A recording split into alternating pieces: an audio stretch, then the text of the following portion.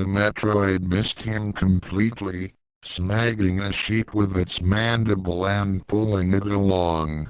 Tsukune quickly moved into a crouch, and then looked up to check where the floating predator was setting up another lunge. All he could see, however, was himself. At least, it looked just like him, although the Tsukune in the mirror was wrapped in bandages and seemed to be mumbling to himself. As it dawned on him that he was staring into one of the previously covered magic mirrors, his eyes were drawn to a sheet of paper taped to the top with something written on it. "Dimensional prism," he read aloud as the polished glass surface started to glow. "Warning, may cause epileptic seizures in children and quantum seizures in adults. Do not use if you are pregnant or may become pregnant, because you might not be pregnant in the alternate universe you're about to be sucked into, and that would be super awkward." The surface of the mirror flared with light, and Tsukune flinched before he felt his surroundings fall away from him as his senses were overwhelmed. Really? I should have expected this. 10 seconds earlier, in canon. Tsukune splashed cold water over his face as he leaned over the restroom sink, shivering slightly as the water ran down his neck and soaked the bandage wrappings underneath his shirt. It really did figure. After so many struggles and so many surprising, unlikely victories, it turned out that the gift of vampire blood had a price after all. Just after he had gotten used to the idea of losing his humanity, after coming to terms with the reality that in order to survive, he would have to change, it turned out that the change in question would strip him of his sanity and turn him into a flesh-eating ghoul. And now Mocha's run off, thinking it's her fault I'm like this, Tsukune mumbled to himself, inadvertently pinpointing where in the canon timeline he was. First the monsters attacked us, and now this. I'd have to find her quickly, before something else happens. Then he looked up and saw the sink mirror glowing as his reflection adopted an annoyed expression that didn't match the one on his face. "Oh, I guess I'm too late," he mumbled weakly, right before an arc of white lightning burst out of the mirror and blasted the young human. After a brief flare of light, the wet, standing Tsukune was instantly replaced with a dry, crouching Tsukune. Tsukune froze only for a moment, and then shot to his feet, immediately turning toward the nearest mirror and staring into it. Come on, he grumbled, reaching out and tapping on the bathroom mirror with his knuckle. Not that he had any reason to expect this to matter in any way, but he had no better idea what to do when one had just been shunted out of a magic mirror. When nothing happened, Tsukune growled and pounded a fist against the mirror surface. Crack! The old, weathered screws keeping the mirror in place on the wall promptly buckled, and it fell down behind the sink, bouncing off the piping and smashing into pieces on the floor. Well, it was a pretty hopeless attempt anyway, he admitted to himself before taking the Protection Committee armband off his arm. I guess it's time to go exploring, then. Meanwhile, in a much better storyline. Good. Tsukune grunted as he appeared in the middle of the magic mirror storage area, almost falling from the shock of instantaneous transport. What? Where? How? The hapless human looked around him in a panic, being extremely confused as he saw nothing but pieces of furniture covered in dirty sheets and a single full-size dress mirror. He was about to read the note attached to the top of the mirror, when he heard a voice behind him, startling him. "Yo, Tsukune, you alright?" Ranma asked, poking his head into the room. "I saw a flash of light in here."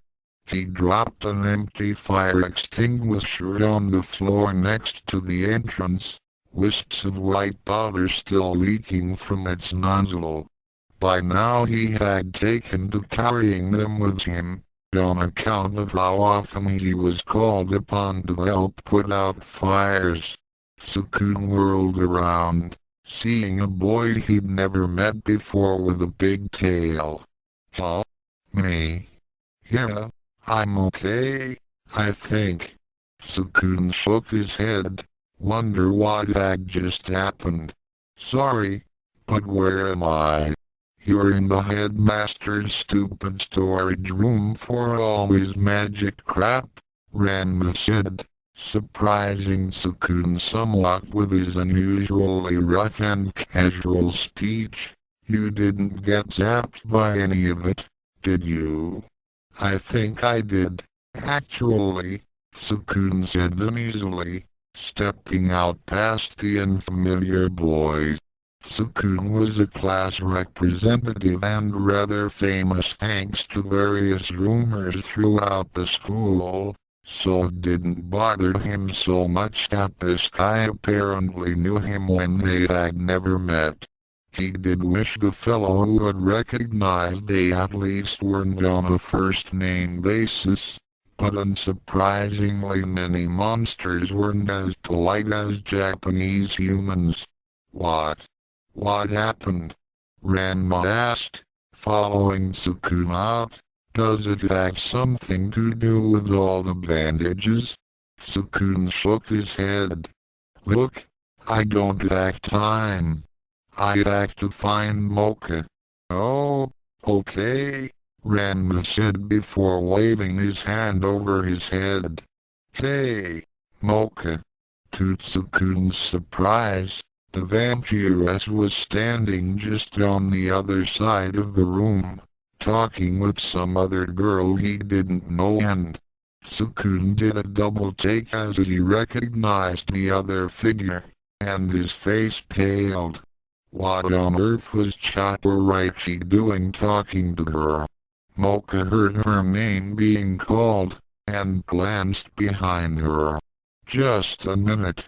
Then she planted her fists on her hips and stared up at Chopper, frowning. "I think you should go after it.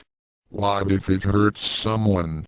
That was clearly a ghost, not a space jellyfish, Tobaki said, adjusting her glasses. "I don't like fighting insubstantial creatures, so I'm not going after it." Moko let out a tired sigh. "No, I think it was the creature with a sheet over it. If it wasn't, then where did it go?" "Maybe," Chopper said, crossing his arms over his chest, "the space jellyfish died, and that was its ghost that just left. Troll, either there's a draft in here, or you just blew my mind," Tobaki said, giving the larger monster a high five. "Mocha?" Tsukune asked, walking up to the trio uncertainly. "Yes? What is it?" Mocha asked, blinking. Tsukune was acutely aware of everyone staring at him as he crossed the room, and he tried to avoid making eye contact with Chopper as he spoke to the vampiress. "Listen, I need to talk to you." Mocha blinked.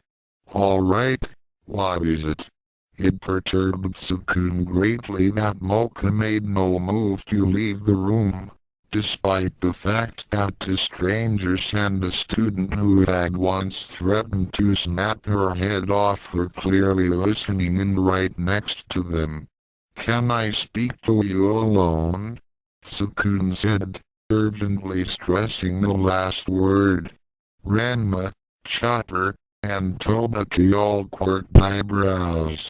"Well, since we're done, we should report to the head jackass before you to start making cussy faces at each other," Ranma said, causing Mocha and Tsukune to blush badly and stammer uselessly in response. He then headed into the hallway leading out of the storage room, and to Tsukune's surprise Mocha quickly followed after him, apparently trying to hide her expression. Tobaki sighed as she stepped up next to the confused human. "I wonder if I'll ever have a sweet teenage romance like that," the demon asked sadly, staring up at the ceiling. "Probably not if you insist on using the tentacles every time you're with a guy," Chopper noted as he lumbered forward. "Hey, don't knock till you try it," Tobaki countered, following the troll. "There are a lot of unique positions you can use with that kind of suspension and reach. Some of them even make your partner feel good, too." Tsukune stood rooted to the spot in front of the shattered entryway, completely confused. Why was that psycho Chopper chatting people up like they were all buddies? Who were these other two weirdos, and why did they talk about his relationship with Mocha so casually? And most importantly, why was Mocha letting them lead her away like they were friends of hers? She had always been shy and rather awkward around people other than him, especially boys, and he was almost certain that she didn't have any friends he didn't know about, if only because they were almost always together during school hours. When had that changed? "All right, guys. All clear. You can go back in now," called Ranma, only confusing Tsukune further. Things weren't helped one bit when a veritable river of spiders emerged from the gloom beyond the storage room, pouring toward the entrance like a flood of hairy legs and glittering black eyes. Tsukune felt his heart stop as he froze in place, completely shocked by the horrifying sight. He was equally shocked, though also quite relieved, as the arachnid swarm inexplicably parted before him, the scuttling beasts quite obviously avoiding the young man as they crawled back to their homes. It all happened so fast that Tsukune remained stunned for several more seconds, wondering what had just happened. "Oi, what's the problem, man?" Ranma asked, walking back a ways to find out why Tsukune was lagging behind. "Are you still dazed or something?" "And no, Tsukune shook his head to clear it, recovering quickly from the scare. He was already used to facing down malevolent horrors. Oh, never something quite like a living carpet of poisonous fangs and creeping legs. Never mind. Like I said, I need to speak alone with Mocha right away." Ranma frowned, sensing a kind of desperation from his roommate that suggested he wasn't just making time to flirt with the vampiress. "All right, that's fine. Tobaki can report back to the head moron. We'll just head back to the office." Tsukune nodded hesitantly. "Okay. What office, exactly?" "Your office, of course," Ranma said, walking on ahead as Tsukune hesitantly followed after him, completely bewildered. I have an office. I have an office, Tsukune said in wonder and confusion as he stared at the immaculately furnished room that stretched out before him. Bookshelves lined both walls and the center of the office was dominated by an enormous hardwood desk littered with papers and basic office supplies, as well as a state-of-the-art computer tower. Several leather lounge chairs faced the desk, and there were even antique Japanese armor sets decorating the rear of the room.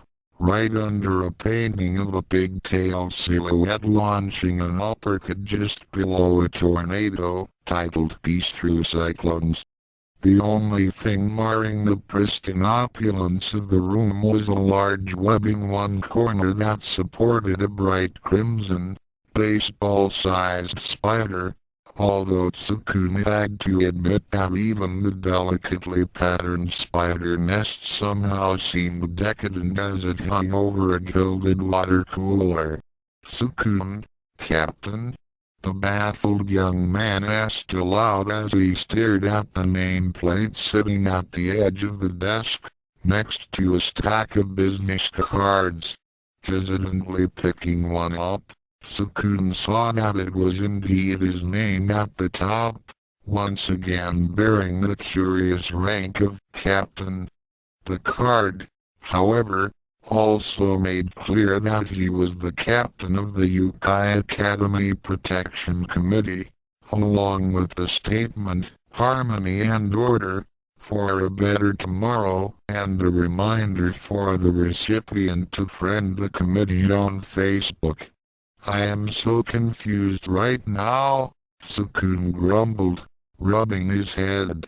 He remembered vividly that something had happened to him as he was washing up, but after that, the next thing he knew he was underground along with people he didn't know and one person he wished he didn't know.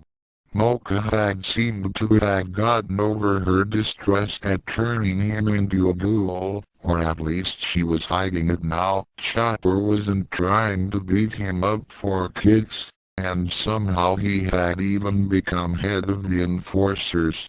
That guy with the pigtail asked if I had been hit by some kind of magic item, Tsukune recalled. Maybe I'd gotten my memory altered. The thought was disturbing, but hardly far-fetched in Youkai Academy. He had already suffered brainwashing once under the pretext of math tutoring, and it had scrubbed out several days' worth of events from his memory.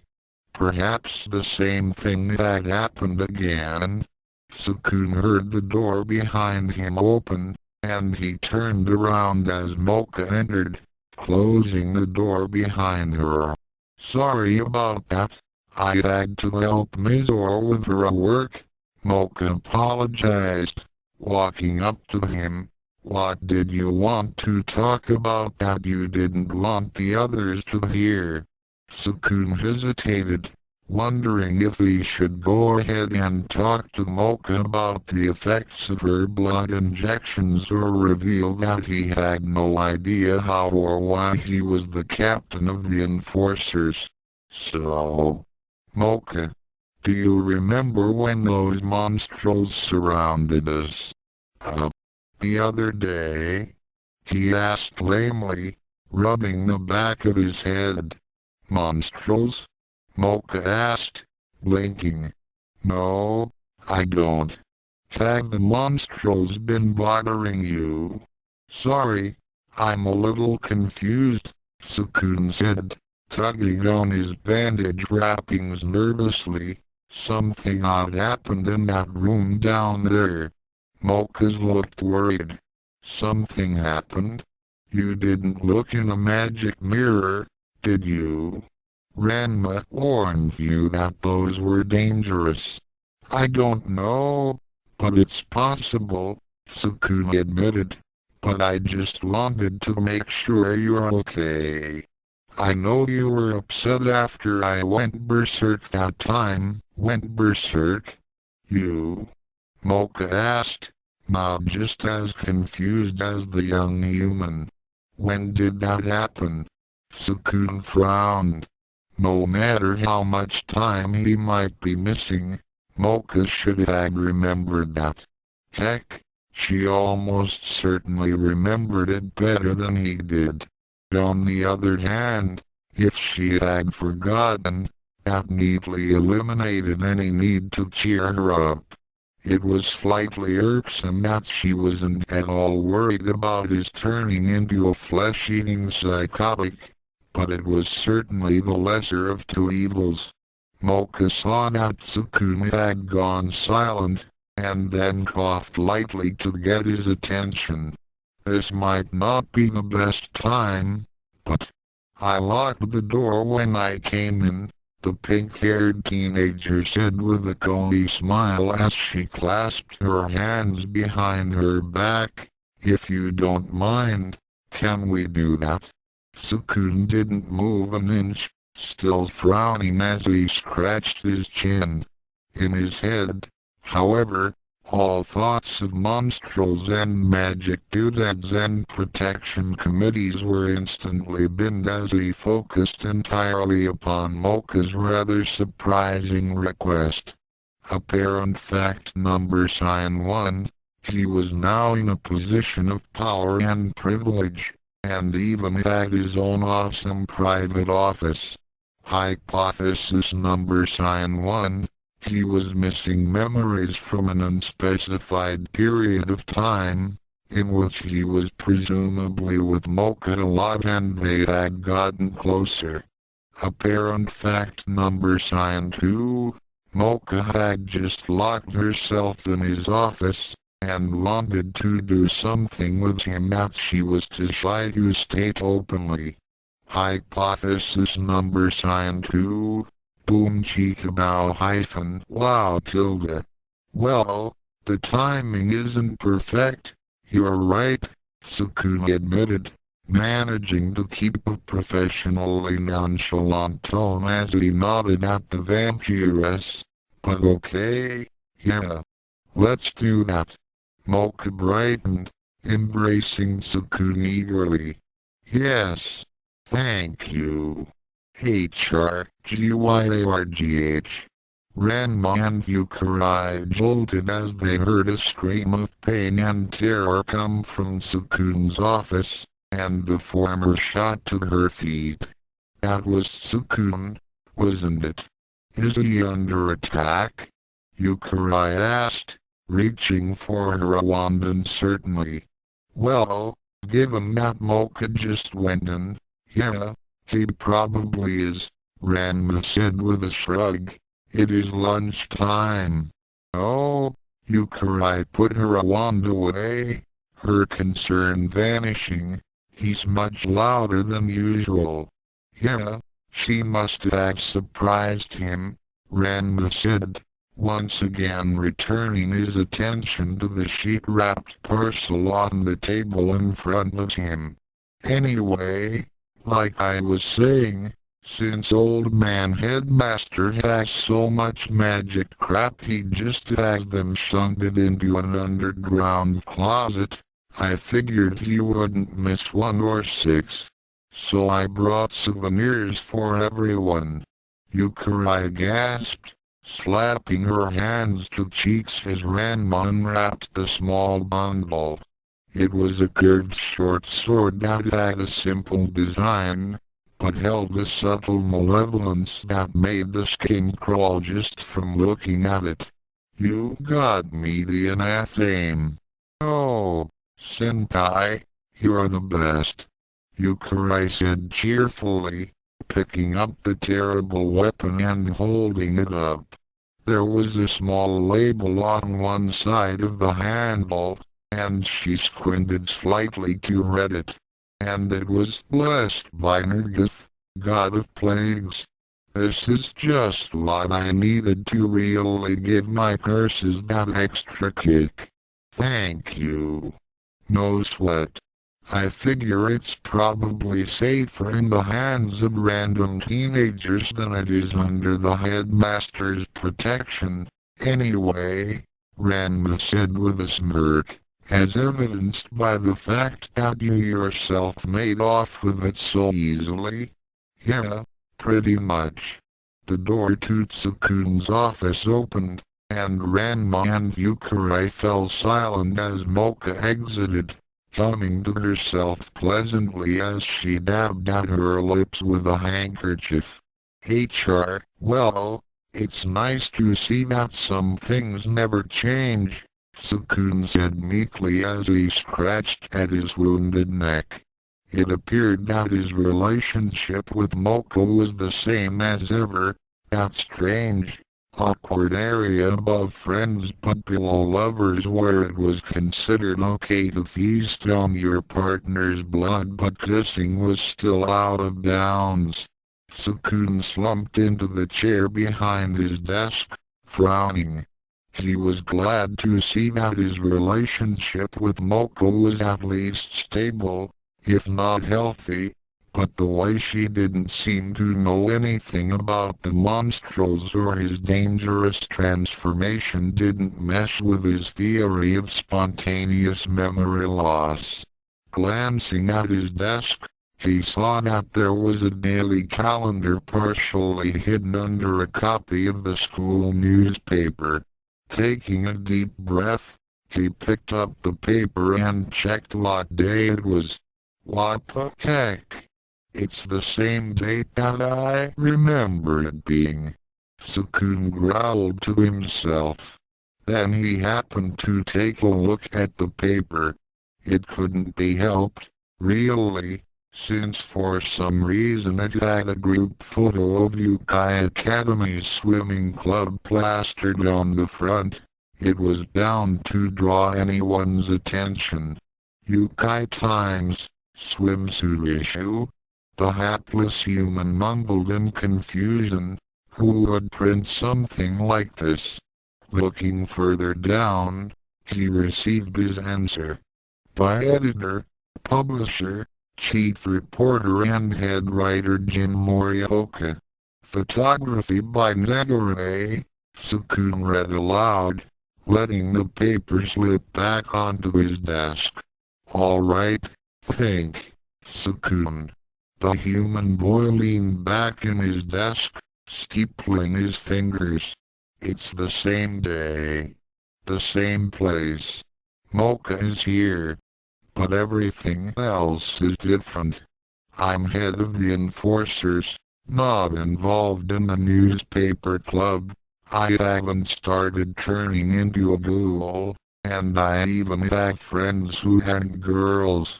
Missing memories can't explain this. It's like I'm in a similar, but different version of Youkai Academy.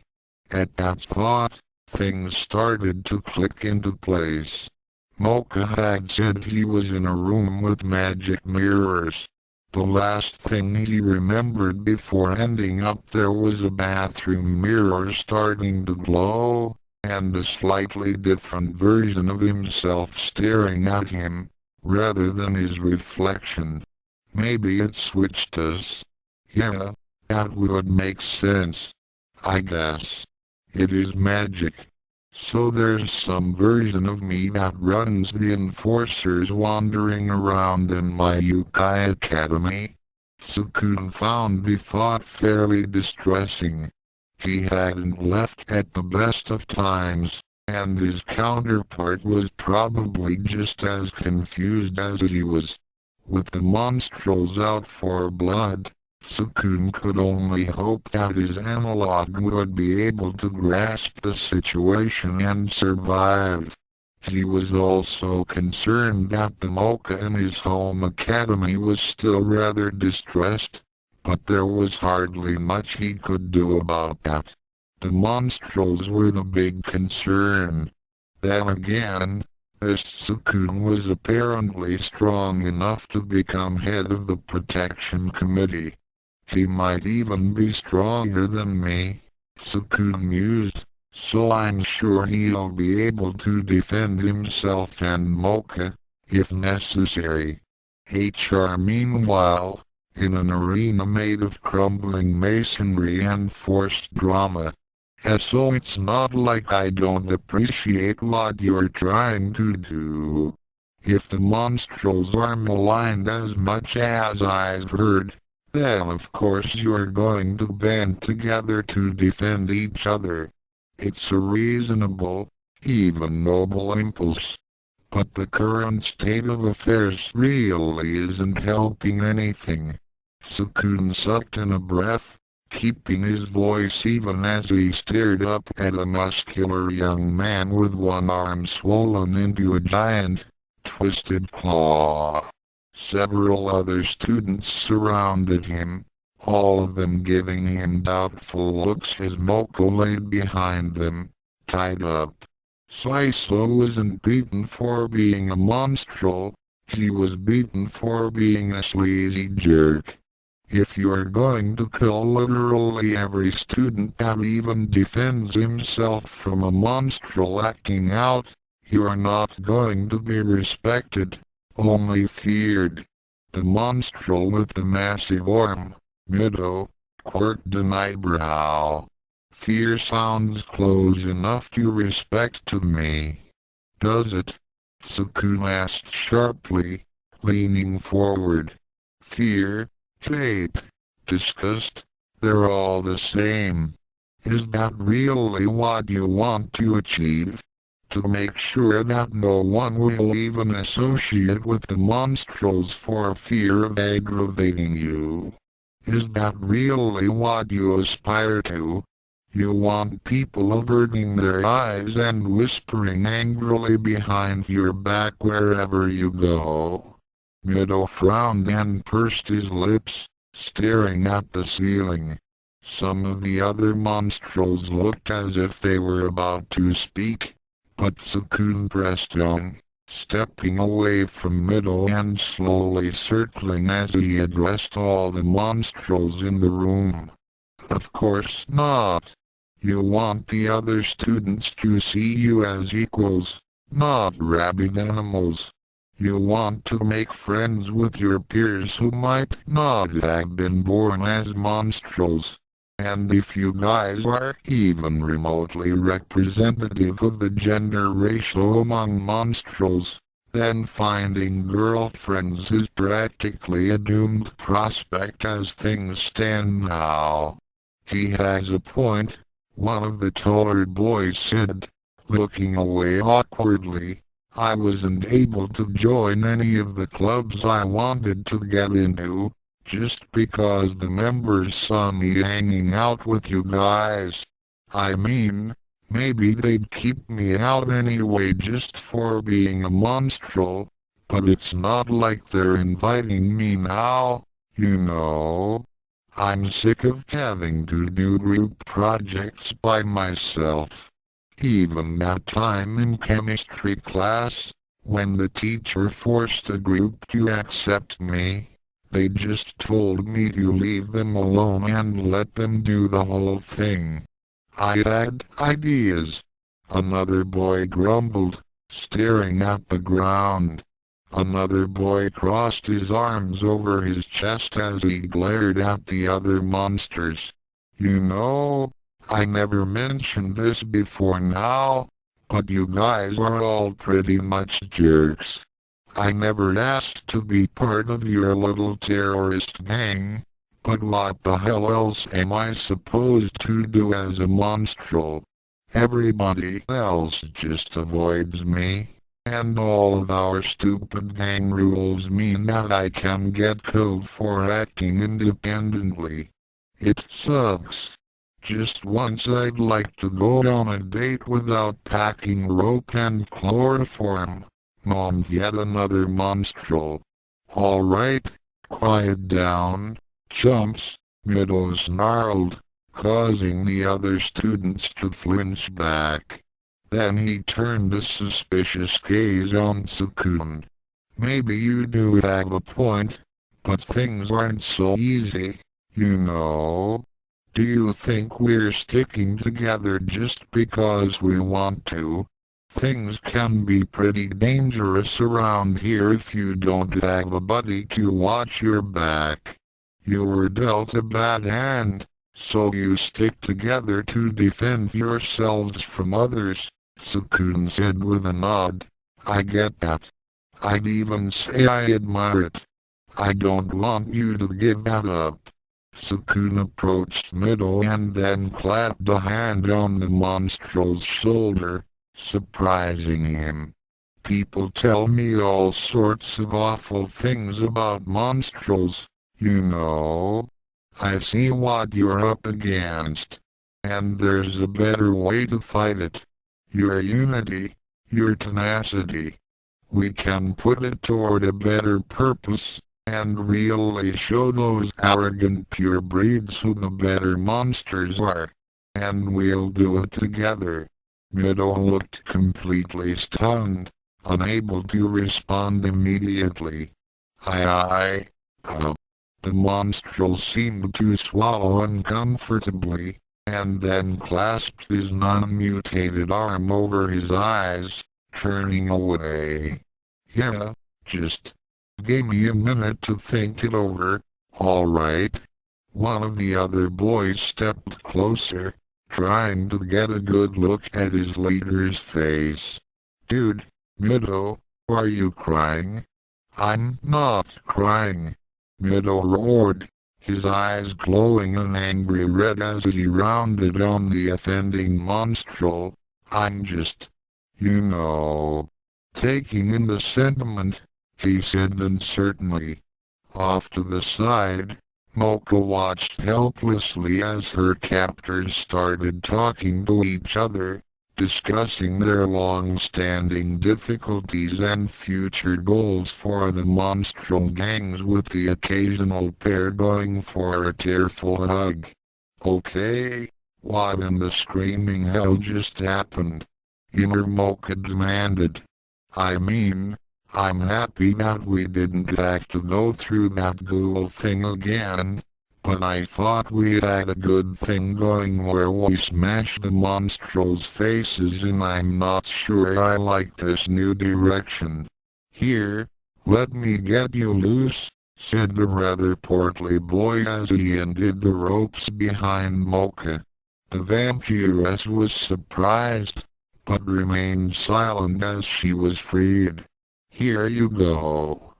I'm really sorry about us jumping you like that and using you as bait to murder your boyfriend. It really was uncalled for, the boy apologized, bowing meekly. Why yeah, okay. Sure, Mocha said nervously as she stood up and rapidly backed away toward Tsukune. Tsukune, can we leave now? You go ahead, Mocha. We still have to work out a program of civic engagement, Tsukune said, waving to the terribly confused vampiress before turning back to Mido. So I was thinking you could leverage the numbers of the monstrel gang to create your own club, with activities revolving around campus restoration and beautification. That way all your helpful activities are as visible as possible for your peers. Mido nodded. We could establish a codified club charter too. Maybe create a more transparent process for judging whether we really should kill someone who messes with us, as well. Now you're thinking, Tsukune said happily, raising his fist and giving a knuckle pound to Mido's massive, talon fist. Next, let's discuss the concept of proportional retaliation. HR meanwhile, back in Crossoverville, Tsukune hesitantly approached the door to his office, working out a plan in his mind to deal with his new theory as to where he was. I should probably keep quiet for as long as I can, Tsukune thought grimly, The enforcers aren't reasonable people, and I have no idea how they might react if I tell them that I'm not the Tsukune no. If I'm lucky, they'll capture and hold me until they know how to send me back. If I'm not, then they might try to use the confusion to get rid of me. He took a deep breath, tugging on the bandages around his neck. First, I need to get back to that place with the mirrors. Since I have the authority of the Protection Committee, it shouldn't be too hard, as long as I'm not put in a situation where I have to recognize someone I should know. Before he could reach for the knob, the door suddenly swung open, nearly smacking him in the face as someone burst into his office. "Hey, Tsukune," said the arrival, an unfamiliar boy with hard chiseled features and shoulder-length blue hair. "Guess who?" Tsukune's expression darkened. "You're doing this on purpose, aren't you?" Honestly, the boy did seem familiar somehow, but Tsukune was pretty sure he'd never seen the fellow before. He was tall, thin, covered with hard slab-like muscles, and extraordinarily masculine features only slightly ruined by the cozy smirk on his face. "Ha! It's me, Kurumu," he said with a deep chuckle, planting his fists on his hips. "Kurumu's a boy in this universe. Weird, but I guess I can see the resemblance," Tsukune admitted to himself. "Oh, right. Listen, I've got to." "You don't seem very surprised," Kurumu said, quirking an eyebrow as he unbuttoned his jacket and pulled up his uniform shirt. Underneath the shirt was a large, thick girdle with a metal plate on it boasting a strange rune that seemed to be the symbol for male and female combined. "Look, Ranma gave me a girdle of femininity/masculinity," Kurumu said with a grin, pointing to the conspicuous item. "I also borrowed his uniform, since he never wears it. And check out these abs. You could grind meat on my stomach." Tsukune stared down at the belt, and then up at Kurumu. "Okay. So, you're a girl?" "What? No, I'm a boy," Kurumu said, looking confused. "A boy who turns into a girl?" Tsukune clarified, pointing to the girdle. "Why would I need to turn into a girl?" Kurumu asked, letting his shirt fall back into place. "Why would you need to turn into a boy?" Tsukune countered. "I don't need to.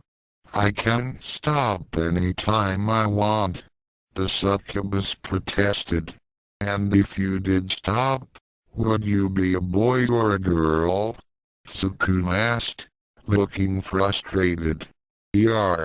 "Well, because it's a cursed item, I can't just take it off, actually," Kurumu said uncertainly, scratching his head. "You need a magic spell or something. So you're a boy who can't turn into a girl." Kurumu fell silent, slumping against the door as he massaged his head. "I have no idea why this is so hard," Tsukune sighed. "Look, can I get by? I need to get back to the storage room me and Moko were going through earlier." "Captain!" Kaito shouted suddenly, placing a hand on the boy's shoulder from behind. "Gee-why!" Tsukune jumped in surprise, nearly barreling over Kurumu as he spun around clumsily. "Jesus Christ!" "Yes? What is it?"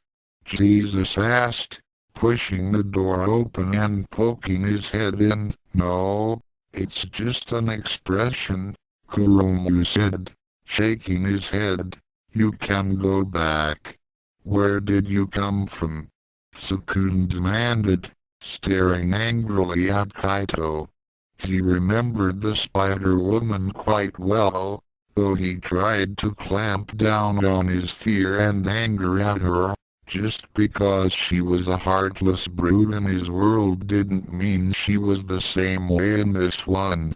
"Well, Miss Muscles here was blocking the doorway, so I used the back entrance," Kaito explained, crossing her arms over her chest.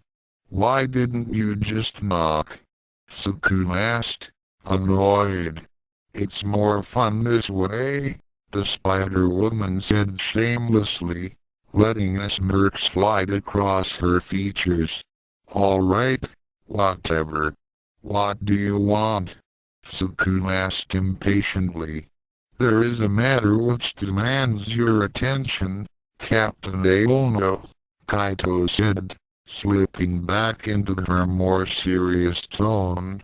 "The school is under direct threat." Tsukune groaned, massaging his head.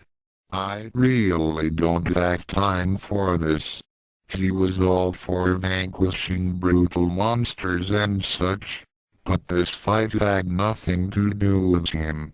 The longer he had to spend pretending to be the captain of the protection committee, the more likely he was to be found out, and the more likely that some calamity would befall the other Youkai Academy without him there to counter it. "What happened? Some sort of student riot?" Kuromu asked, grinding a fist into his palm. "Worse. Professor Richard hatched some kind of beast in the basements underneath the school," Kaito explained, sighing as she crossed her arms over her chest. "Some of the staff that worked down there were killed, while a few escaped to report it. It's probably a matter of time before it begins a full-scale rampage through the school, so I recommend we deal with it now, while we can corner it easily." All right," Tsukune said, a weariness in his voice that surprised the two monsters with him. "Where's Mocha?"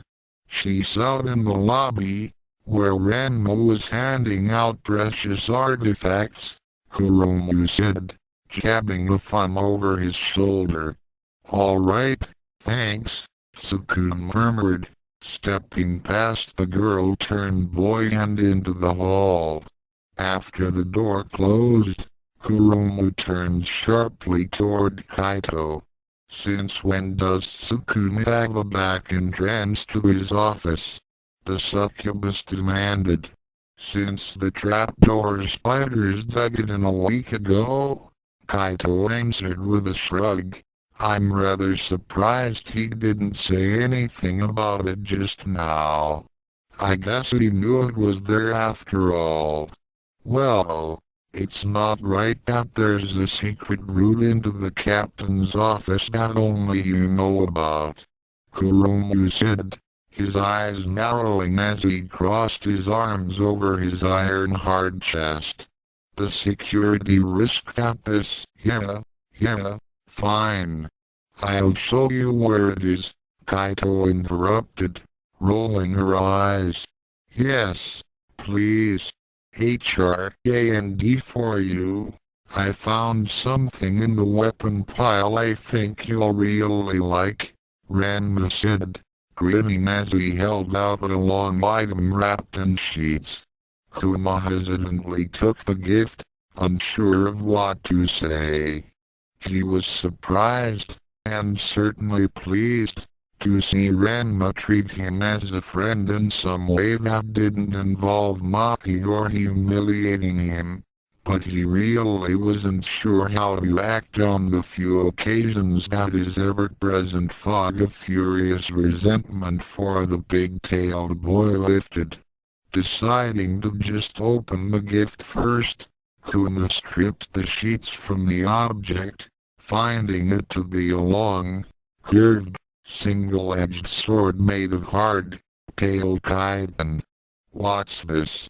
the hellhound asked, staring closely at what passed for the weapon's hilt. It looked like it had been attached to something at some point, and it had bits of torn, dried flesh on that end.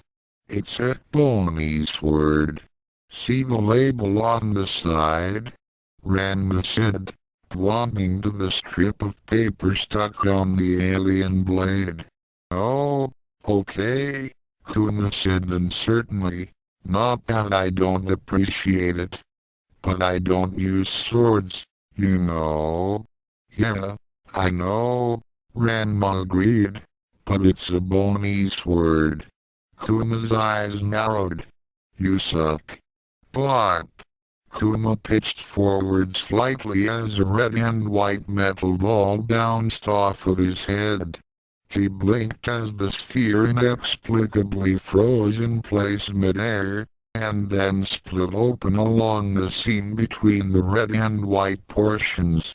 "What the he?" Kuma was instantly zapped into the Pokeball, and the mysterious sphere snapped closed before it fell onto the floor. Ranma rolled his eyes before turning around. "Mizor, don't use the slavery ball on Kuma. It's gotta be really cramped in there." The ball started wiggling back and forth on the floor as the Snow Woman walked up to it. "I just wanted to see if it would work," Mizor said, kneeling down to stare at the struggling orb. Plop! R-A-U-G-H. The Pokeball burst open, and Kuma appeared in a flare of light, having apparently changed to his true hellhound form at some point. As the devil dog shook himself in confusion and fury, Mizor frowned down at the two halves of her souvenir, which had apparently broken apart during Kuma's forced exit. "Dog, you broke it. I should break you." Kuma snarled, whirling around as sparks blasted from between his teeth. "Oh, calm down, you're fine," Ranma said, picking up the hound's new weapon. "Here, try chewing on your new bone." "Sword. I hate you all," the canine grumbled as Kana stepped up behind him. "I don't understand why all this sheet music is presented as a series of buttons," Kana mumbled, holding a green flute in one hand while she used her other to navigate the touch screen of a cell phone, or why it's only available on GammaFAQs. "I don't know either. Try not to experiment too much with that thing. Oh. If it can generate wind from nowhere, there's no telling what else it can do," Ranma warned. "Yeah, and tornadoes are your shtick, right?" Kuma said around a mouthful of grinding chitin as he gnawed on the end of the sword. The others didn't respond to the jibe, staring at Kuma as the hellhound laid on the floor with his new weapon and wagged his tail. "What? Say something. I dare you." Kuma growled before biting down hard on the bony sword, splintering it. It was about at that time that Tsukune entered the lobby, and the displaced human scanned the interior of the room before he found Mocha near the corner, talking to Jesus Christ. "Ah, Mocha, there you are," Tsukune said, immediately centering everyone's attention on him. "Listen, the school is under attack. We have to do something. Hey? What's wrong?" Ranma asked as Mizor and Kana promptly put away their gifts and moved to stand next to him. Some kind of monster in the basement, Tsukune replied. Of course there are monsters in the basement, Kuma grumbled, briefly putting down his bony sword. What else would be down there? Tsukune rolled his eyes. No, not a student monster. A monster. Like, a student monster turned monster? Mocha asked. No, I'm pretty sure it was just recently hatched, so I don't think it had the opportunity to enroll, Tsukune said blithely. Well, did anyone ask it if it wanted to? Mizor asked. Tsukune was silent for several seconds as he stared at his alternate world subordinates. Okay, this is a complete and utter tangent, but I really don't think I can ignore it anymore, the human boy admitted. Why is Jesus Christ here? He's not part of the committee, is he? I'm on business, actually, said the Son of God, waving his hand dismissively. You needn't worry yourself. He's searching for Satan's daughter, Kuma said as he went back to chewing. He thought we might know where she was, since we pretty much set her loose up here. Ranma tried hard not to make eye contact with anyone as Mocha shuddered. It's terrifying to think of the kind of terrible things she could be up to after being released in the human world, the vampiress said nervously. I know, right? But he still insisted on taking me out to dinner. So I was like, why not? Free meal, and I still get laid. He totally wasn't my type though. Lucy chatted without pause on her iPhone as she laid face down and naked on a table covered in soft blankets. She was in her human form, which disguised her bright red skin as a rich tan and hid away her horns and tail, but otherwise failed to alter the absurdly oversexed proportions of her body. A rather muscular man in a tank top was leaning over her, slowly massaging her back with a clinical efficiency as she talked away. Well, of course I did. But I didn't give him my real number afterward, Lucy said with a giggle, kicking her feet lazily. So did you manage to score a few dime bags? Or did those DAPC pigs get on your case again? She was silent for a few seconds, and then frowned. Hello? Can you hear me? Taking the phone away from her ear, she glanced at the darkened screen and grimaced. Damn it to home. Out of juice again. I swear, I've given handjobs that last longer than this thing's battery. Sighing, she put the phone down on the desk next to her head, and then flashed a lecherous smirk toward her muscles. So are you almost done with my back, hot stuff? Because I think it's about time you started rubbing down my front. The man favored her with a strictly disinterested glance. Not part of the package, miss. Also, I'm gay. Lucy quirked an eyebrow. Tell me more. Well, my boyfriend actually has the appointment right after yours. Dog. Can I watch? Truly. This plague of corruption and darkness must be stopped, Jesus said grimly, his arms crossed over his chest. But you have another task before you that requires your full attention, no Tsukune, if this institution is to be saved. Hey, we don't have time to be standing around. Youkai shouted as she swept into the room, holding a crystal ball in her arms. "We've got an enemy on the loose. What are we looking at?" Ranma demanded, stepping up as Youkai put down the orb on the coffee table that dominated the room.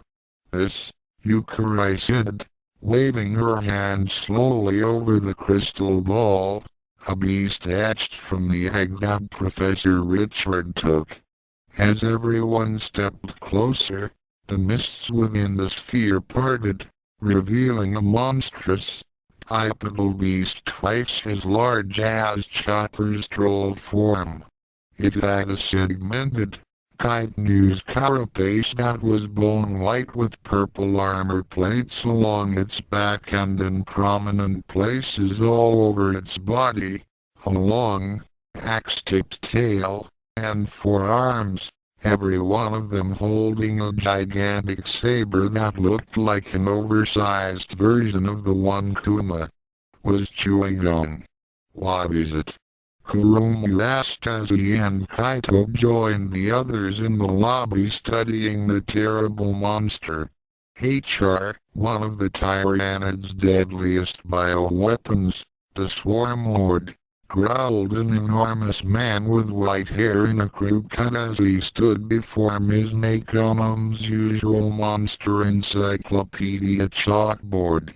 He was wearing a suit of red futuristic plate mail with white shoulder pads and carried a 2-handed hammer taller than most humans, which looked out of place enough even without considering he was playing the part of a glorified Wikipedia entry. Insidious and deadly, even among hive tyrants, an engine of martial devastation, psychic fury, and the deepest intellect, rumbled the space marine, trailing off as he gripped his hammer tightly. "Ill tidings for the Academy," which hung ever more tenuously on the edge of oblivion. After a few seconds of silence, Tsukune poked her head into the room. Mr. Angelos, is that all you have to say about it?" she asked hesitantly. In response, he suddenly hefted his hammer into the air, screaming a battle cry for no apparent reason. "Retribution. All right then, what's the plan?"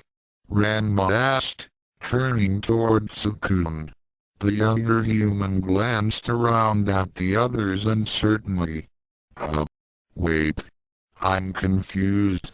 Do we act like we didn't just see that? Or it hasn't been covered? I wouldn't worry about it, Youkai muttered, shrugging. "Seriously though, what are we doing?" Tsukune took a deep breath, realizing that, as captain, it was up to him to take charge and eliminate this threat. "All right, I see what we have to do." Mocha, the vampiress, straightened, rather surprised that she would be the first one called on. "Yes, come with me. We'll take care of this," Tsukune said, smiling confidently at the vampiress. There was a good 4 seconds of absolute silence before Ranma laughed. "Oh, man. You actually had me going for a minute there," the martial artist said, chuckling as he stepped up and slapped the younger human on the shoulder. "No, really, what's the plan?" "That is the plan," Tsukune said, stepping away from the strange big-tailed boy uncomfortably. "Come on, Mocha."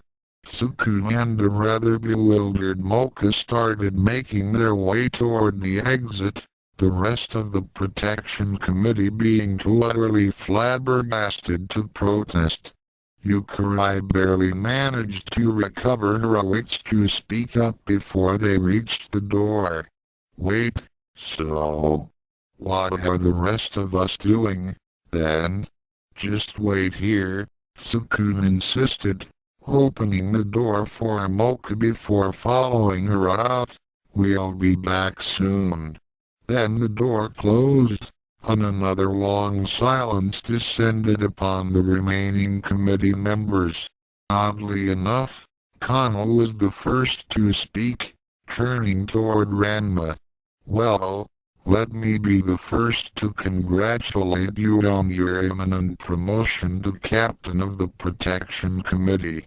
Kurumu and Ranma both flinched, and the former started panicking. Wait. We can't just let him walk in there with Mocha. He'll be torn apart, she said fearfully. Worse, Mocha will be killed too. Youkai exclaimed in horror. Even evil Mocha is no match for that thing. Whoa, guys, hold your demon steeds, Kuma said, standing up though he was still in his hellbound form. This is the captain we're talking about.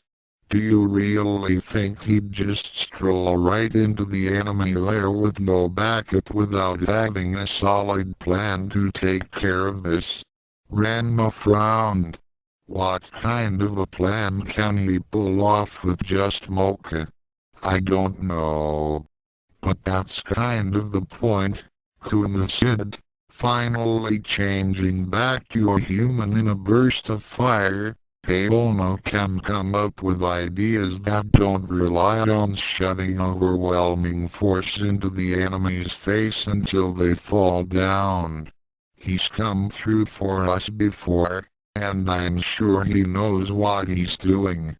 So I think he'd appreciate it more if you believed in him rather than rushing off to disobey orders.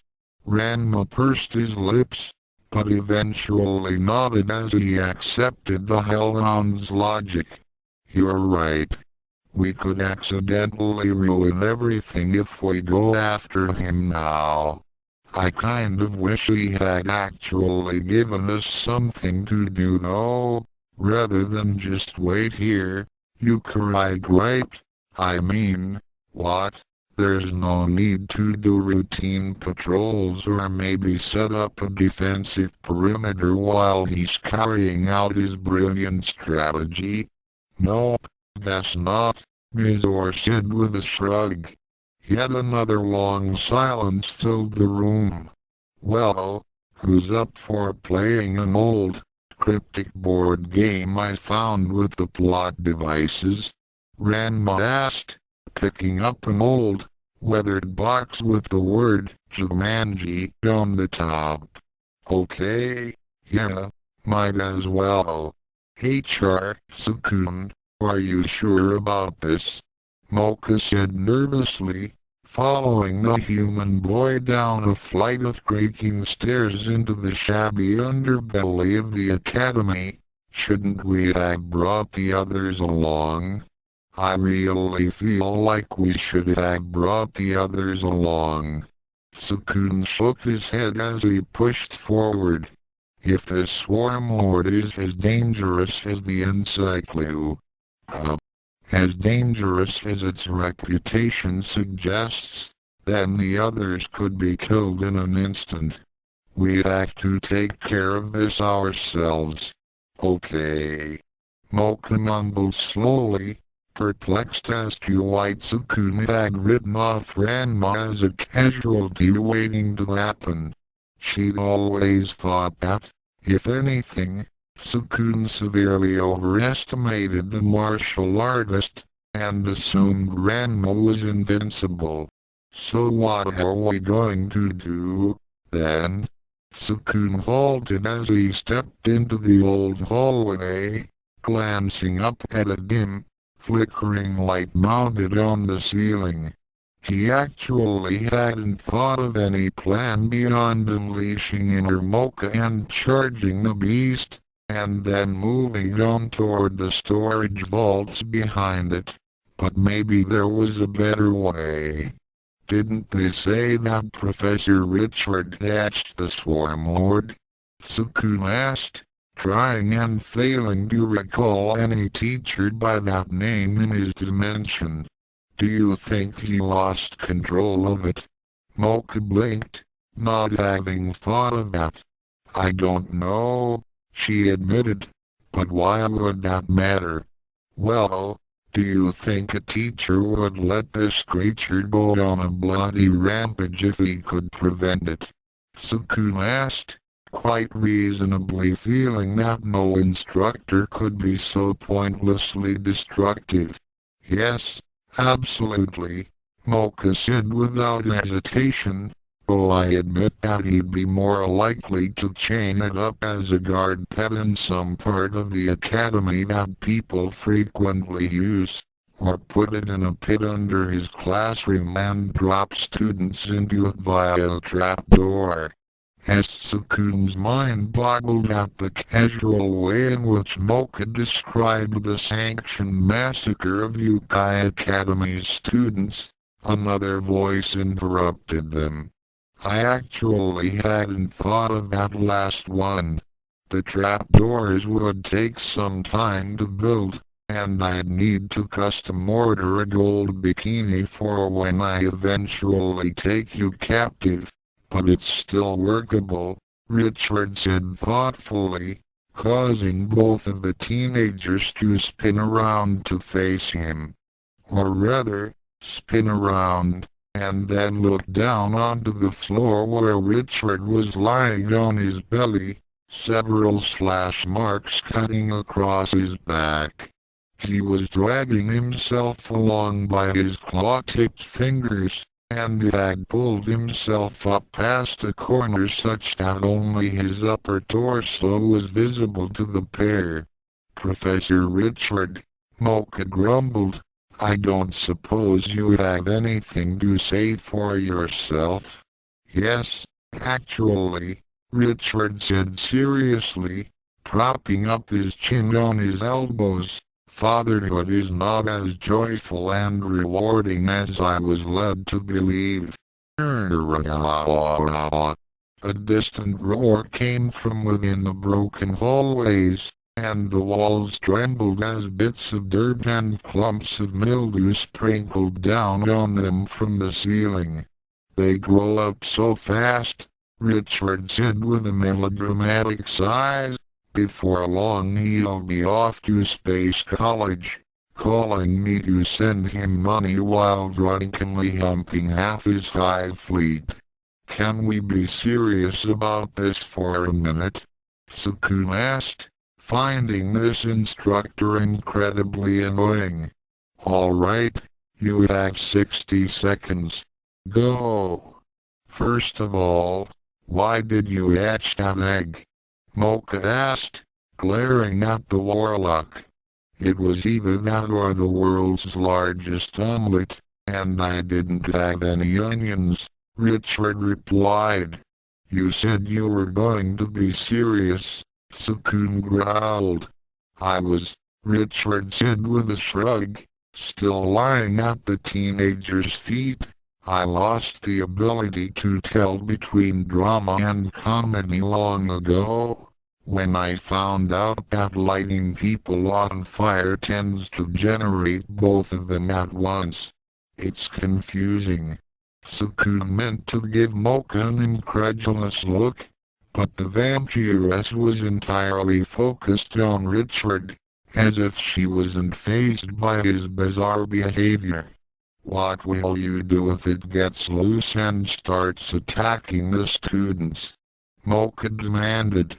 Watch, Richard said without a trace of deceit, irony, or remorse, still being serious. Can you still control the Swarm Lord at all? Tsukune asked, deciding to get to the heart of the matter. In response, Richard clutched the floor and dragged himself forward on his belly, dragging the rest of his body into view. What little of it there was left, anyway. Richard had been torn apart at the waist, and the warlock's intestines trailed behind his torso on top of a trail of curiously luminescent green slime. Tsukune promptly clamped his hands over his mouth, his bile rising at the horrific sight. Mocha, oddly enough, merely sighed, brushing off the disturbing image. So it's already out of control, then? He's just in his rebellious phase, Richard said defensively. By the way, your 60 seconds are up. Did you at least manage to wound it? Mocha asked. Yes, but it didn't help, Richard grumbled. I don't care what anyone says, a 3+ invulnerable save on a monstrous creature is ridiculous, even if it's only in close combat. Neither Mocha nor Tsukune had anything to say to that, until the latter finally asked, "Can we be serious for another minute?" "No. This is all far too amusing," Richard insisted. "You've had your legs ripped off, people have been killed, and an alien beast is threatening to demolish the school." Tsukune snapped. "You think that's amusing?" "Yes, tremendously," Richard answered simply. "Do you have any other stupid questions I can answer?" "No, I think we're done," Mocha confessed half-heartedly as she stepped past the horribly named warlock. Tsukune was much more hesitant about leaving the injured teacher there in the hall, but eventually relented and followed the pink-haired girl further into gloom. "Okay, so what are we going to do, exactly?" Mocha asked, glancing uncomfortably at a long, deep cut in the wall that ran at least 4 meters long. The halls, which had been in bad shape before, were now all but destroyed, with the floor a mess of splinters and the ceiling riddled with gouges and holes. "We're going to find that swarm lord, and then I'll unleash you on yourself," Tsukune finally said after a moment's hesitation.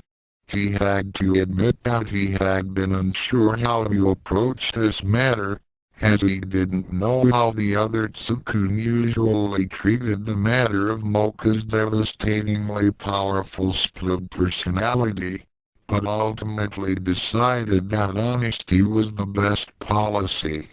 Mocha, for her part, froze on the spot, completely stunned.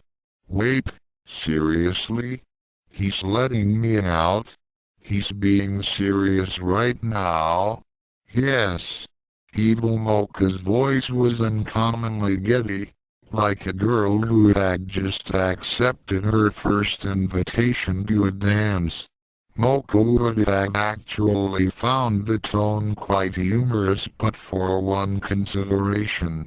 "You want me to fight it alone?" Mocha asked, her face paling as her rosario trembled.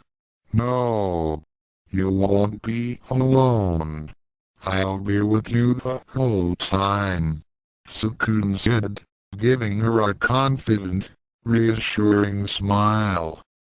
"You want me to fight it alone?" Mocha repeated incredulously. "Hey, knock it off. Do not mess this up for me, Pinky." Evil Mocha growled as best she could over the telepathic link. "You just go on and hand him the cross. I'll handle this, Swarm Lord, Chump, and even Ranma will have to SSSHRRUGH. Mocha and Tsukune fell to their knees as a keening howl rolled through the halls underneath the academy, causing the walls to shake and the only nearby light bulb to burst like a soap bubble, plunging the area into darkness. Mocha clutched at her ears, feeling the scream of the alien beast wrap around in her head like a physical thing. Fear of a sort she had never known before invaded her thoughts, paralyzing her. It was an unfamiliar, almost chemical feeling, as if the suffocating terror were a drug seeping through her muscles and leaving them as rubber. Tsukune was shaken just as badly, but the psionic screech had the dubious benefit of agitating his corrupted ghoul blood. He shuddered as a hot pulse ran through his body, but thought to suppress the boiling hunger responding to the cry of the devourer. There was no way he wanted to lose his grip on sanity now. Okay, fine, so we might be a little outgunned, Evil Mocha admitted, which was about as close as the vampiress got to desperate panic. There's no reason why we couldn't drag just a few of the others to help us out, is there? As decoys, maybe? Tsukune, this was not a good plan, Mocha stuttered, standing up shockily as her knees quaked. We have to get out of here. The scream still rang in her head, despite the fact that the actual sonic echo had long faded. Wait, Mocha, Tsukune said uncertainly, holding a hand over his thundering heart as he searched the darkness for the vampire girl. As close as he was to being a ghoul, his sense of vision was still perfectly mundane, and he could barely hear her over the psychic scream still rattling around in his skull. Relax. We can do this. You can do this. You're the most powerful monster in the school. An unstoppable force of nature. You really think so? Mocha asked, her face reddening somewhat. Tsukune had never displayed confidence in her combat skills before, instead seeing her as someone to be protected. Although her inner self frequently complained that she was treated as second best in the protection committee, honestly speaking she was usually ranked dead bottom. Ordinarily Tsukune would rush into battle himself before he'd let Mocha do any serious fighting. Tsukune oriented on the voice, and focused on the two red, glowing slits hovering near the ceiling. Yes, absolutely.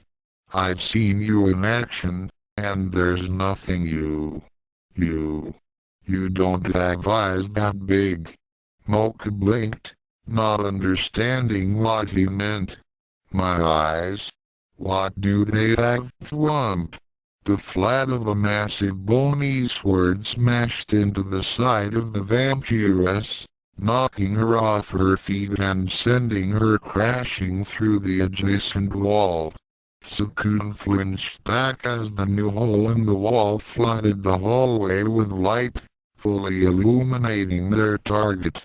He immediately appreciated how much less horrifying the creature was when projected into Yukai's crystal ball.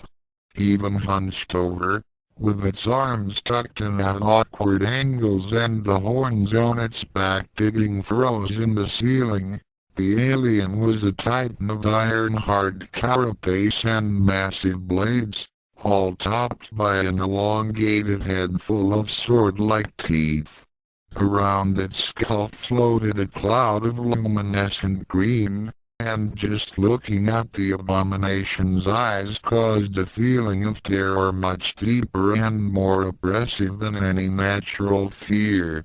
Still, the swarm lord was staring at the hole in the wall at the moment, and Tsukune had long practice at shaking off overwhelming fear when nearby girls were in danger. He tore his gaze away from the alien and made a dash after Mocha. Thump! He jerked to a stop as a single bony sword shot down in front of him, causing the ground to shake briefly and blocking his path up to his waist. The Swarm Lord did not even glance at the human as it shouldered its way through the hole in the wall, ripping through masonry, wood and piping as if it were a mere spider's web, or at least a normal spider's web, given that some of the ones around campus were stronger than Kevlar. Metal plumbing, long corroded by years of neglect and poor monster workmanship, snapped apart at the Swarm Lord's passing, spitting water into the air as the alien emerged on the other side of wall. Tsukune paled as the sword in front of him was lifted from the floor and carried away by the alien monstrosity. Mocha. Look out. It's Thwack. Tsukune was smacked aside by an almost casual swing of the Swarm Lord's tail, smashing his ribcage and sending him hurtling through the air. Guyugh. He hit the wall opposite the severely damaged one, bouncing off and onto his face as bits of debris showered onto his back. Dog. Jesus. Tsukune shouted, pushing himself up against the furious protests of his body. His breath was weakening even as his lungs demanded air, and his head spun from the impact mixing with the psychic poison of the alien horror. Mocha. No. His eyes managed to focus enough to see the illuminated hole in the wall, which wasn't so much a hole anymore, since it was more than 5 meters wide and seemed to have carved out the entire wall of the room on the other side.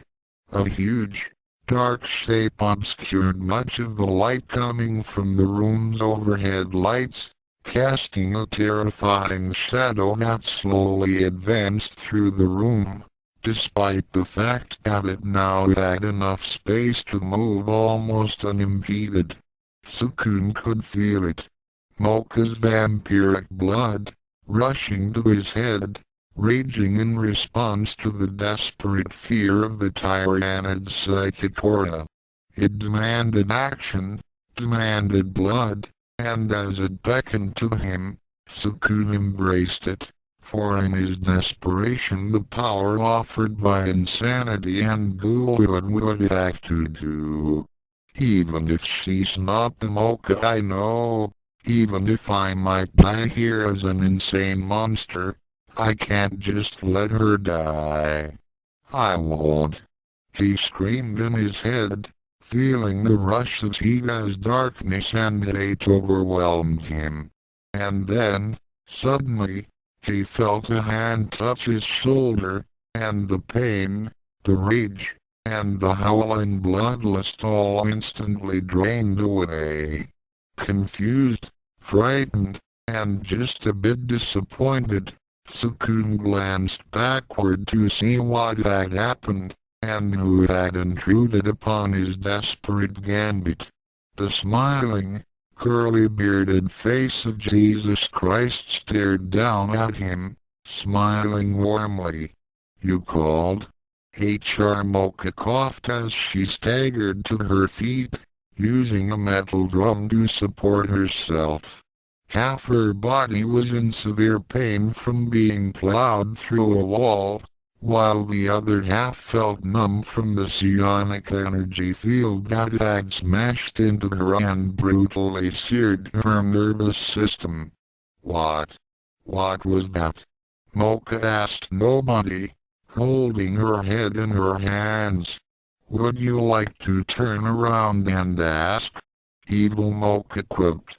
Heavy footfalls, punctuated by the sound of splintering wood, issued from behind them, and Mocha's thoughts cleared as survival instinct began to take control of her mind. Mocha spun around drunkenly, her eyes widening as she saw the massive beast slowly advancing toward her. The Swarm Lord had his forearms spread, its swords forming an edged barrier that crossed the entire width of the room and scraped long gouges in the walls to either side of the beast. Its eyes regarded Moko with a hungry curiosity, as if fascinated, but it hardly gave any hope that this encounter might end in anything less than her brutal murder and consumption. All right.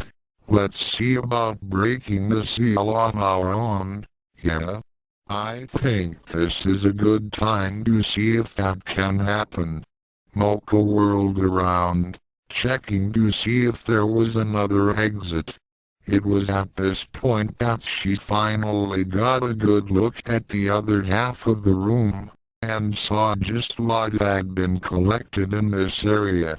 Red barrels, marked fuel drums, bundles of TNT, crates of ammunition, fireworks, and even the occasional bowling ball-style cartoon bomb had been piled into a massive wall that stretched from floor to ceiling, and seemed to only take up a small portion of the otherwise cavernous room. Wait, where are we? Mocha asked in a panic, not seeing an exit. This looks like the explosive storage area, Evil Mocha said. Where's the door? There was no door on the wall that the Swarm Lord knocked us through. Mocha insisted desperately. It looks like Tobaki stacked all the explosives as close as possible to the entrance, making the best use of vertical space so that she could complete the job as quickly as possible. Evil Mocha noted wryly. How efficient of her. We're cut off from the exit by a wall made of bombs. Mocha cried. Yes. Any progress on that seal-breaking thing? Because I think I can just about smell the alien's breath by now. Mocha whirled back around, her heart thundering in her chest as the Swarm Lord loomed over her. Caustic saliva drooled from between its knife-like teeth, and it slowly pulled its bony swords inward to surround the vampiress with blades. Another telepathic voice roared in Mocha's head, and to her shock and terror, it wasn't her darker counterparts. You.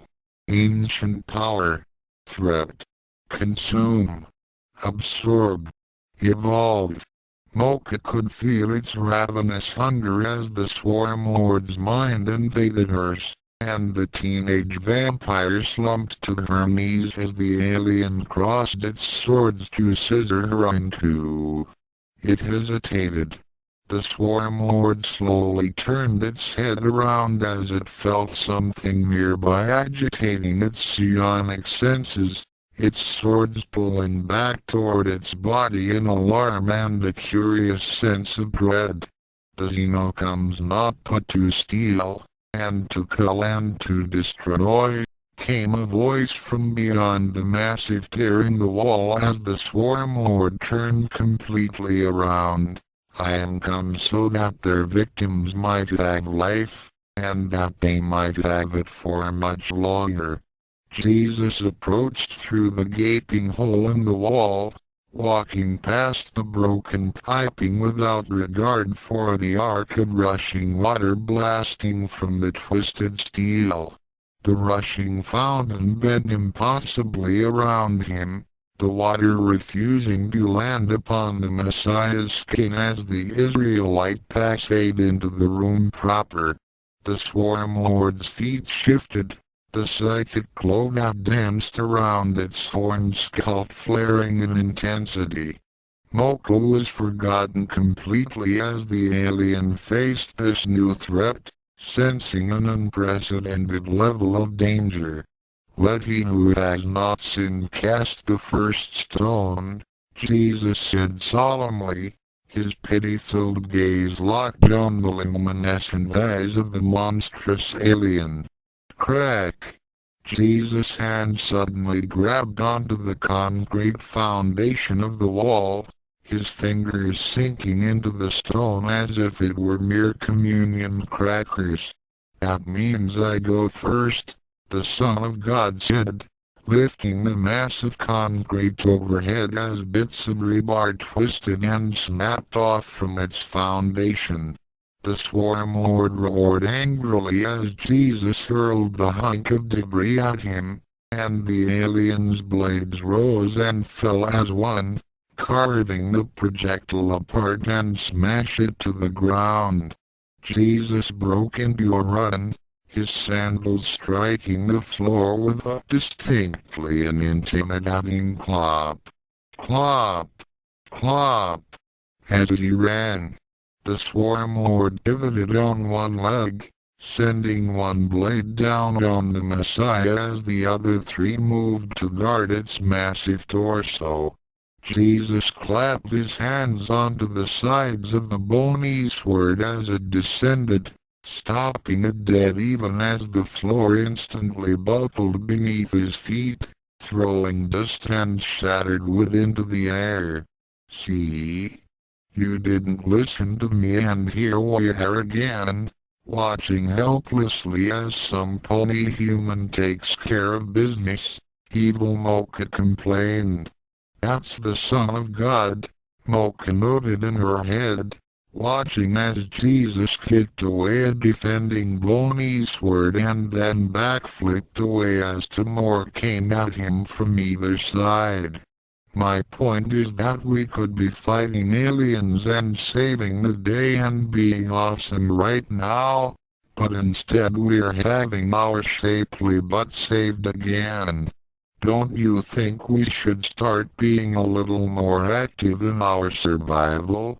I think we should start going to Mass on Sundays," Mocha thought back, her eyes locked on the titanic battle that was unfolding before her. HYH. Jesus once again clapped his hands down on a bony sword that had been stabbed at him, his sandals dragging across the floor as he was pushed back by the might of the alien monstrosity. "Love your enemies," the Messiah shouted. "Bless them that curse you. Do good to them that hate you. Pray for them that use you." Jesus jumped up, landing on the back of the bony sword before dashing straight toward the snarling alien. "Love Knuckle," he shouted, slamming a fist into the Swarm Lord's head that sent the alien reeling. Blessings of pain. Jesus started raining blows on the monstrosity, which was too close to use its massive swords to any full effect. The Messiah's fists were like thunderbolts upon the Tyrannid's armor, and where his fists struck, chitin and bones alike split apart. Roundhouse of good. His sandals smashed into the alien's chest carapace with a sharp crack, like a hammer splitting ceramic, and the Son of God backflipped into the air as his enemy staggered painfully. "Prayer beam Alpha," he shouted, holding his forearms in the shape of a cross. His holy light swallowed the Israelite and infused him with righteous power. A lance of white light blasted into the Swarm Lord, knocking it back into the wall of explosives. His Mocha yelped and scurried away. Miraculously, nothing detonated as the Swarm Lord crashed into the massive pile of bombs, missiles and fuel, and red drums and numerous grenades rained on the Tyrannid's head in a dangerously volatile avalanche as it hissed in pain. "Mocha, are you all right?" Tsukune asked, stepping into the room through the massive tear in the wall. Mocha brightened instantly, having feared that the Swarm Lord had killed him as soon as she was out of the way.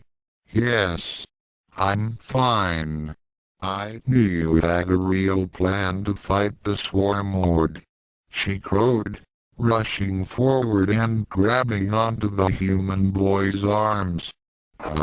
No, not really, Tsukune admitted somewhat bitterly. This was never part of my plan. Being saved by Jesus, again, the Israelite interjected swiftly, otherwise looking like he had no interest in the conversation. Being saved again wasn't part of any plan. Mr. Christ just did that on his own. I am the Good Shepherd, Jesus said, his head bowed. The Good Shepherd gives his life for his sheep, even the useless, blood-sucking ones. He raised his head slightly to stare at Mocha, whose expression darkened appropriately. A rumbling growl once again brought everyone's attention to the alien monster at the end of the room, and Mocha and Tsukune stepped back fearfully as the swarm lord pushed itself up. Fuel ran from its armored carapace in tiny streams, draining through natural valleys and crevices and seeping into deep cracks that struggled to seal themselves before running into a growing puddle of potential devastation that mixed freely with alien ichor at the swarm lord's feet.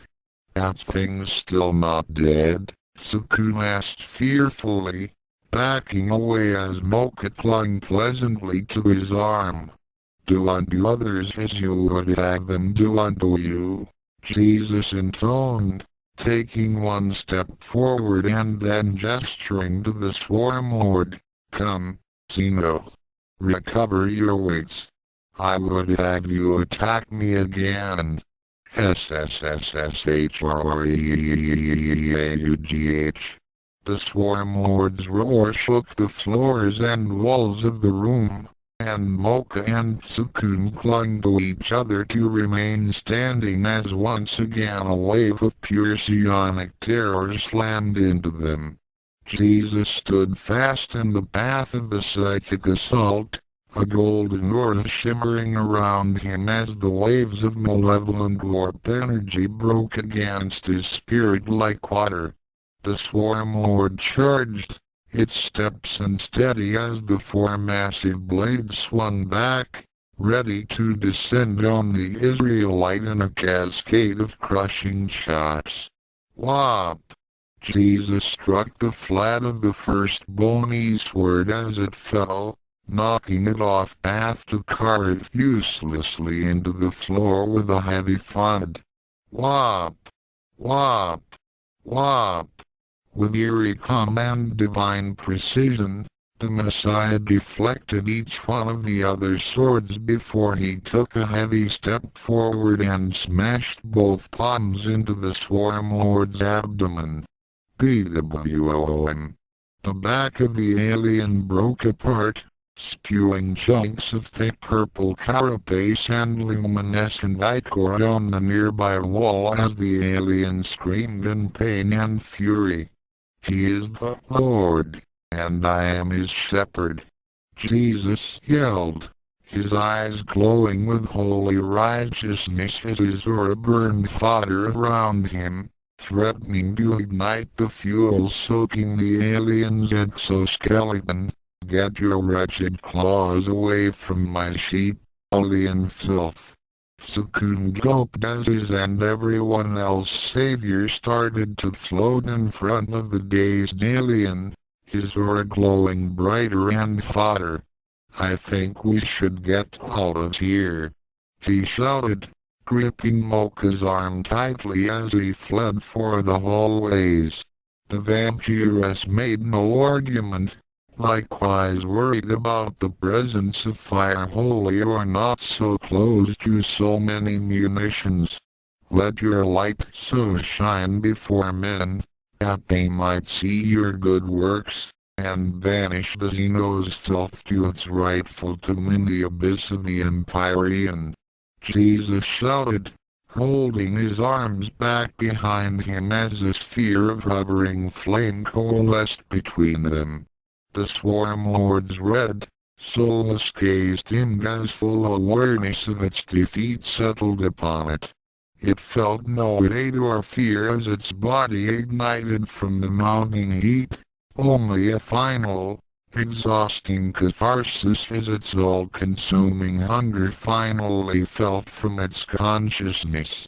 Let the full glory of the Almighty Lord consume you, alien. Jesus cried, holding the swelling sphere of power above his head before shutting it forward. Prayer be moimiga. You won't get away with this, sputtered one of the headmaster's bodyguards, blood drooling from the corner of his mouth. He was currently pinned to the wall of a rather poorly maintained hallway, courtesy of the Meadow's massive talons. The monstro himself had his other hand in his pocket, looking rather bored by the unsatisfying violence. The guard's short sword lay at his feet, twisted about like an abused paperclip. All throughout the hall, the monstros cornered and pounced on the headmaster's guardians as the Youkai hybrids swiftly eliminated all resistance in the area. Some were simply mobbed and disarmed, their attackers not even bothering to shift from their human forms as they beat and kicked the poorly armed grunts, while others were dispatched quickly by those monstros with full abilities. Either way, the guard of the mere 8 men were neutralized within minutes, its unconscious members being dumped into a pile as Meadows slowly crushed his target against the wall. The headmaster. Will. Heal what? Meadow demanded, moving his face closer to the struggling Mook. What's the headmaster going to do? He didn't do anything when me and my kind were being picked out and jumped after classes. He didn't do anything when we banded together and started systematically killing other students in revenge. He didn't even do anything when the enforcers got off our case out of fear of being killed wholesale. A smirk crossed his scarred face. And you think he's going to lift a finger to punish us for beating you goons? I'd like to see him show up and try, the lazy prick. With a snort of contempt, Meadow pulled the guard away from the wall and tossed him into the pile of unconscious and badly wounded grunts behind him. Crack! Meadow stepped on the damaged sword that lay in front of him, snapping the weapon in half. He couldn't even afford real weapons for his guards. No wonder things get so bad around here, Tsukune said sadly, shaking his head as he stepped into the hallway after making sure the coast was clear. If the headmaster can't exert any influence, then what's the point of having one? Yeah. Well, maybe this will send a message for the loser to shape up, Meadow snarled, letting his arm wither and shrink back to its disguised human proportions, but probably not. You all clear, hell no. Still don't know why you wanted to get into this place, but it's all yours now. Call me Tsukune, Tsukune said with a smile, fearlessly approaching the sneering brawler, and I just want to say that I am really proud of you guys. Today I've seen what you monstros are really made of, and I know that all of you have a better future ahead of you. The many lesser monstros started making embarrassed chuckles and giving each other high fives, and Meadow hesitated as Tsukune extended a hand to shake. No matter what some jaded, stuck-up purebred says about you, I'm really glad you guys had my back. I'd take you over them any day. Mido finally stepped forward, but to Tsukune's surprise the monstral leader ignored his hand and enveloped him in a tight hug. The human boy flinched at first from the strength of the embrace, but endured it for several seconds before Mido released him and stepped back again, his face obviously straining to suppress his emotions. "No homo," Mido said gruffly as he turned around, walking toward the others. "Good luck with whatever you need to do here. See you later, Tsukune." Tsukune, for his part, offered a brief wave in the monstrel's direction before taking off into the stairs leading to the inner halls.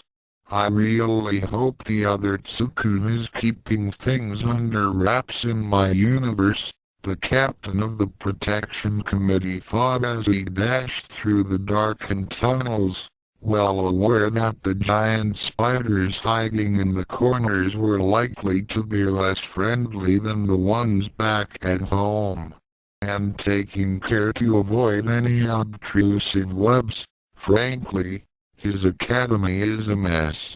What has he been doing all this time? Shaking his head as he reached the storage room, Tsukune was gratified to find that it was full of dusty, sheet-covered artifacts, exactly as before he and his subordinates had cleaned it. Some things really didn't change. He took a note out of his pocket, unfolded it and then left it in the middle of the dust-covered doorway, where it would be almost impossible to miss. "Dear Tsukune," it began, "assuming everything goes as planned, this note should reach you after I successfully swap places with you again and return to my original timeline. Just so you know, I rescued Mocha from the monstrels, since I couldn't find Ranma to help me out this time. Does he even go to school here in this timeline? I really had no idea how you've survived without him around, but I don't envy you one bit if you have. Anyway, Mocha is fine, but it seemed like she wanted to talk to you about something. I had more important things to do at the time, so just a heads up.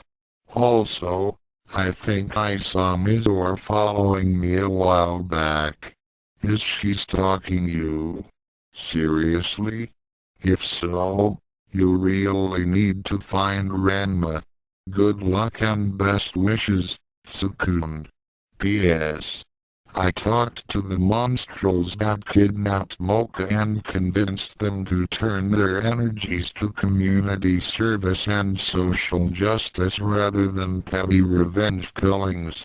So, in case you were wondering, that's why they're planting flower gardens rather than trying to murder you and everyone you love. You're welcome. HR, do you think he's gone? Mocha asked. Tsukune turned his head to regard the vampiress, his shirt torn and his bandage wrappings newly bloodied. The both of them were covered with dirt and bits of debris, having barely escaped the explosion as it caved in most of the tunnels and, incidentally, buried the vaults in which lay Tsukune's best hope of returning to his universe. Mocha, I'm sure Mr. Christ is just fine. Or, if he's not, I'm pretty sure it will be okay anyway. He does have that whole resurrection thing going on, as I understand it, he mumbled, sighing as he saw that Mocha seemed genuinely worried for the fate of their savior. Mocha accepted the answer, but then frowned at Tsukune, noticing that the young human looked depressed, for some reason. Is something wrong? You don't seem happy about beating this warlord. Yeah, sorry. I just hoped we wouldn't have to bury the basements to do it. Glancing at his filthy arms as he and Mocha exited the stairwell, Tsukune immediately turned toward the nearest restroom. I gotta go wash up. See you later, he said listlessly. Once in the bathroom, Tsukune headed straight for the sink and started washing his arms, staring glumly into the mirror. Putting aside that his plan to defeat the alien had been an utter failure and nearly gotten Mocha killed and him turned into a ghoul, and also putting aside that he'd had to be bailed out by the human race's ultimate deus ex machina while watching uselessly from the sidelines. Since the underhalls collapsed from the explosion, he was effectively cut off from the magic mirror that was supposed to spirit him home, meaning that he was now stuck in this world until the vaults were excavated, if they ever would be. Heck, even then he might not be able to go home. Tsukune splashed water on his face, and then watched as the muddy droplets ran down his face and dripped into the sink. Damn it. I didn't ask for this, he snapped, grabbing the sink mirror and glaring at it as if this were the fault of all reflective surfaces in general. I don't want the responsibility of running the enforcers and dealing with huge aliens and hanging out with bloodthirsty trolls. Let me go back to my own world, you stupid mirror. The mirror started to glow. Tsukune's fury deflated as the mirror's glow faded enough to reveal another Tsukune, noticeably cleaner as he was busy attaching a red armband to his sleeve. Sorry, I didn't know, I just had to ask, he mumbled in embarrassment. Thank you. Lightning flashed from the mirror's surface, and in a split second Tsukune was instantly replaced with Tsukune. Well, that was way easier than I thought, Tsukune said as he dusted off his pants and tugged on his armband. I hope I landed in the right universe and I'm not stuck in some kind of Sliders plot.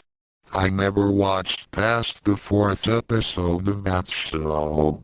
Stepping out of the bathroom, he entered the hall just as Mocha was emerging from the women's restroom nearby. Hey Mocha, Tsukune said immediately. Quick question. I'm captain of the protection committee, right? Mocha blinked, rather surprised to hear such a strange question. Then again, Tsukune had been acting somewhat odd today. Yes, you are, she said slowly. Awesome. Did anything important or unusual happen recently that I should really know about, but I'm asking you about it anyway?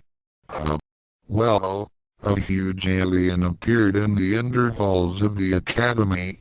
You and I went on a suicide mission to destroy it, and Jesus Christ came and rescued us, blowing up the explosive storage room in the process and probably causing lots of damage to the school building, she explained, awkwardly, pointing to the wall and the numerous hairline cracks that covered it. Ah, okay. Thanks, Tsukune said cheerfully, heading toward the stairs toward the committee offices. Better than I'd hoped. That other Tsukune sure likes to do things the hard way. Are you alright? What happened to all those bandages? Mocha asked. It was also weird how Tsukune looked completely unscathed now. Not only was he completely dry, despite having just washed up, but his uniform had evidently mended itself and he found time to comb the dust and drywall bits out of his hair despite them still covering Mocha's. Tsukune thought about his answer for a moment. Magic shenanigans. Oh, okay, Mocha said with a relieved smile, glad that it wasn't anything unusual or serious. As they started walking back up to the offices, Mocha giggled.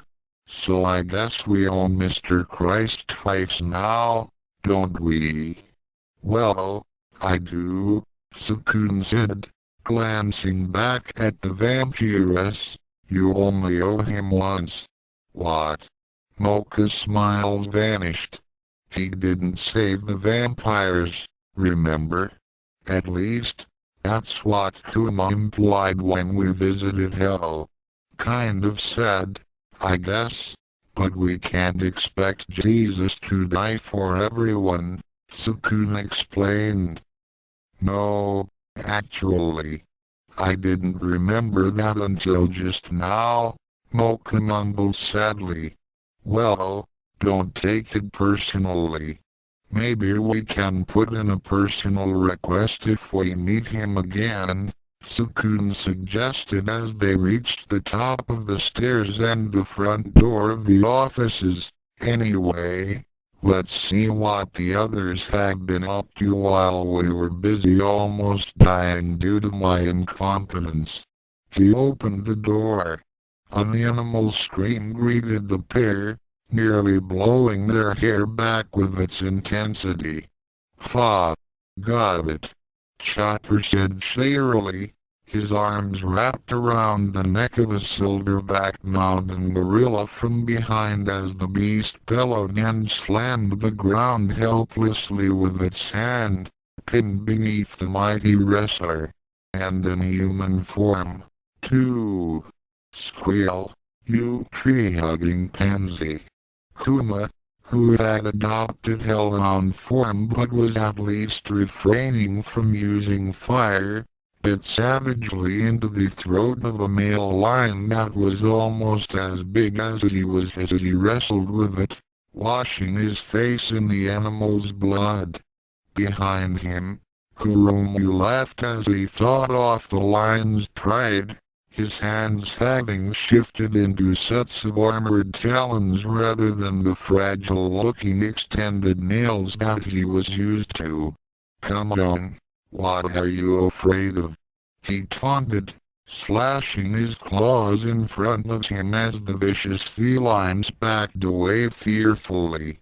Many of them already sported deep wounds, and one lioness that had actually managed to bite Kurumu had been sliced completely in half for her trouble. Kuma spit out the meat from his kill, blood sizzling as it dripped from his jaws. "Why are you still a guy? It's a cursed item, alright. I can't just take it off whenever I want." Kuromu snapped before leaping forward onto a terrified lioness. "I offered to take it off before we even started playing," Youkai noted dryly. She was holding a fishing pole up in the air with a magical bug zapper hanging from the line, watching as mosquitoes and flies the size of baseballs ran into it and got blasted by vicious tendrils of lightning.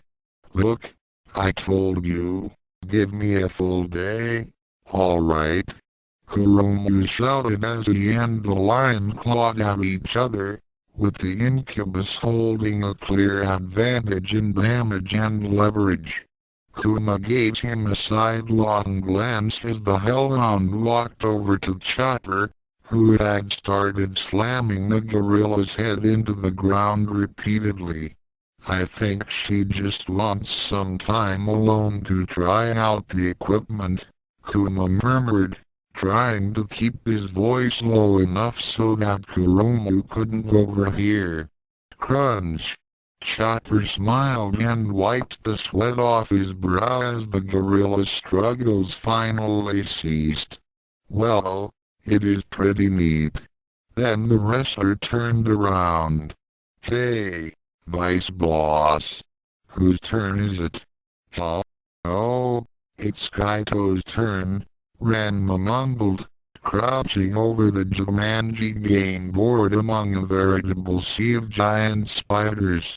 In a minute, Kaito said, wrapping up a massive web cocoon that looked an awful lot like a rhinoceros. Take your time, Ranma mumbled, looking bored as he watched his domesticated spiders scatter among the swarm of identical jungle spiders that had been summoned on his turn. When the two groups had met, Ranma thought he was going to see an awesome spider war, but instead his arachnids had just started mingling with the summoned ones, halting their creeping advance. Cammy in particular had been very energetic, scrambling around and over the visitors while waving her legs everywhere. Now he didn't know what was going on, except that everyone else was getting to fight apex predators except him. Well, him and Kana. She had several birds perched on her arms and shoulders and had been whistling to them constantly as they chirped and hooted back. But at least she was having fun. Tsukune? Mocha asked, not having moved from the entrance as they stared at the havoc in the lobby. Yeah? He asked, still staring forward. Aren't all those animals they're killing endangered? Mocha asked awkwardly. It's nice that that's the first thought you have when you walk in on something like this, Tsukune said, smiling as he took Mocha's hand and walked into the lobby. It's good to be home. Shamelessly showing off how much cooler my characters are than in canon. Session complete. Completely forgot about that space jellyfish thing. I hope that turned out okay. Mocha chapter end.